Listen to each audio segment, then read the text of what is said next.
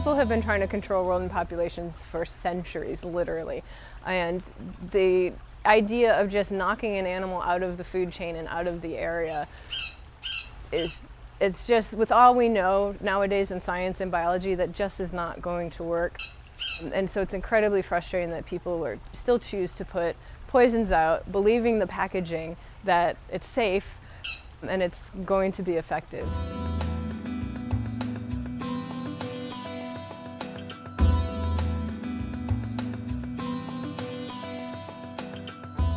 We know for a fact that the wild animals that have come into our hospital have been poisoned. We have had, for example, in 2012, of 106 samples that we sent to the lab, 75% of them came back positive for exposure to these anticoagulants. They're still on the shelves, even though the EPA has ruled that they pose an unreasonable risk. Now, unreasonable risk are magic words for regulators. These are words that do not show up very often.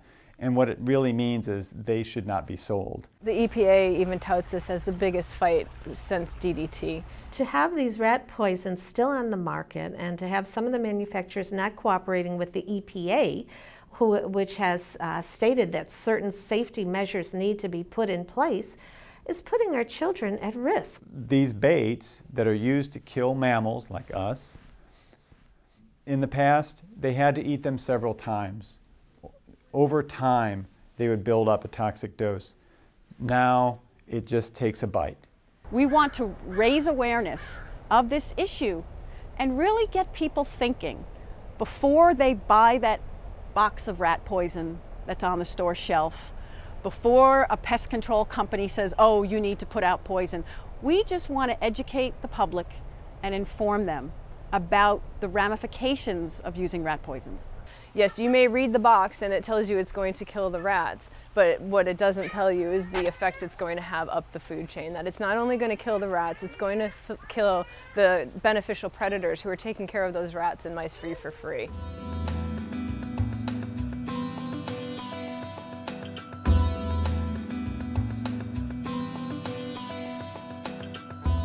Something happened in the Bay Area in the last 40 years and in many rural and urban areas in California with the growth of trees, with the growth of vegetation in neighborhoods, with the lack of DDT. We actually have pretty good urban raptor populations right now. We have red-tailed hawks and Cooper's hawks, red-shouldered hawks, great horned owls, and barn owls are kind of the top 5. And these birds really do provide an effective interurban rat-eating consensus that we should take advantage of. And a red-tailed hawk or a barn owl or a great horned owl have a lot better chance of getting rid of the rats in your neighborhood than you could with any amount of poison to your disposal. Something like two rats a day would be an appropriate amount of food. If they're feeding a nest of chicks, they might be eating 2 to 5 rats a day, as far as rats go specifically. But it's easy to move from those kind of numbers to 700 to 1,000 rats a year in a neighborhood, and that's obviously a heck of a lot of rats. So why not use the tools that are there is really what we're asking people to think about. Use the services of the Raptors as they go through their lives and want to do the job that they do. That's what they're there for.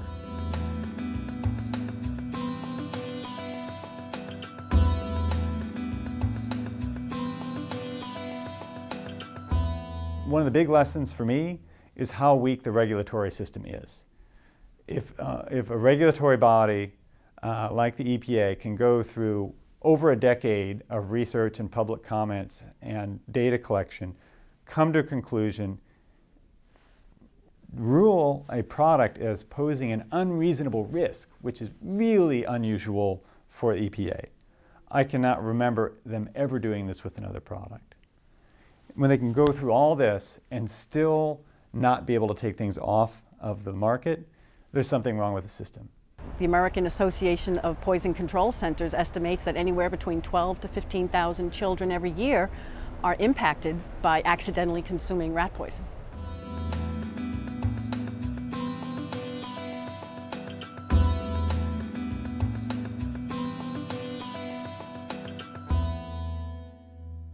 So what local governments can do, San Francisco has done it, Marin County did it last year, Berkeley has done it, Richmond has done it. They've passed a resolution asking for retailers to please pull these products off the shelf and honor the EPA's request. Right now we have a campaign called Don't Take the Bait. We came up with, right about the time the EPA was requesting manufacturers to take these products off the shelves. When it became apparent that the manufacturers were not going to comply with this, we felt an obligation to our citizens in San Francisco to protect them from these products, as well as an obligation to the environment. The County of Marin has really taken a leadership position on the issue of rodenticides and protecting wildlife, children, and pets. They banned the use of all rodenticides on county land, park, buildings, and open space.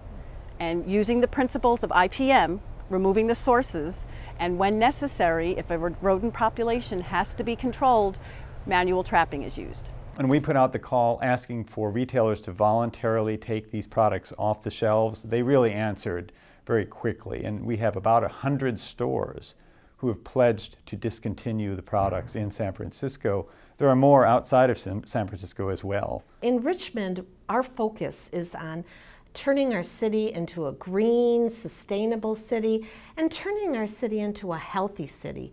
You know, I find it so insulting that manufacturers would say that pulling poison that harms our children, harms human beings, would be an adverse impact, would have an adverse impact on low-income communities. It's insulting.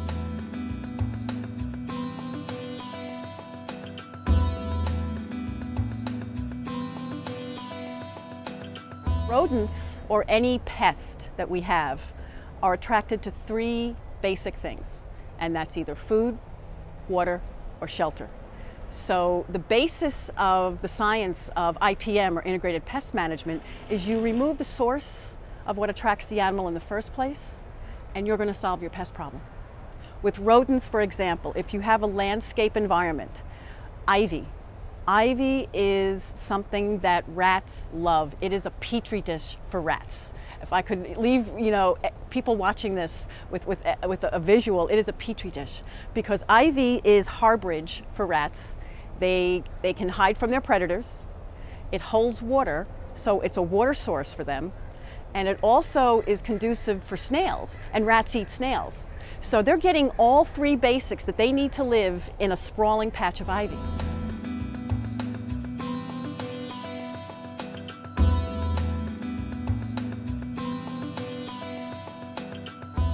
Once we've been able to get ourselves to change our behavior, which can be a challenge, the next challenge is to talk to our neighbors about these things. And if we see our neighbors putting bait in their backyard, it's not just their own issue. It's a neighborhood issue, because it can affect pets, it can affect children, and it can affect predators. It's just one of those things that when people learn about it, when people know the problems, it's like, oh, I didn't know that, that makes sense. I'm not going to have those around my house, So I think it's just a question of getting the message out there. It's important for all of us to realize that there is no such thing as a safe poison. And rodenticides, even though meant to kill rodents specifically, anyone who ingests them will be impacted. Our poor communities really are totally concerned about health issues and do not want their children or pets harmed. So it's a question of us making it clear to these manufacturers that we are educating our community, we are educating our businesses, and they're going to have to come around.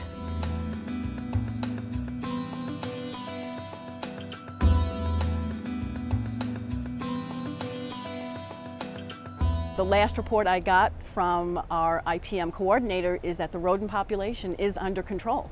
So for 4 years, the County of Marin has been demonstrating that you do not need rodenticides to control rodents.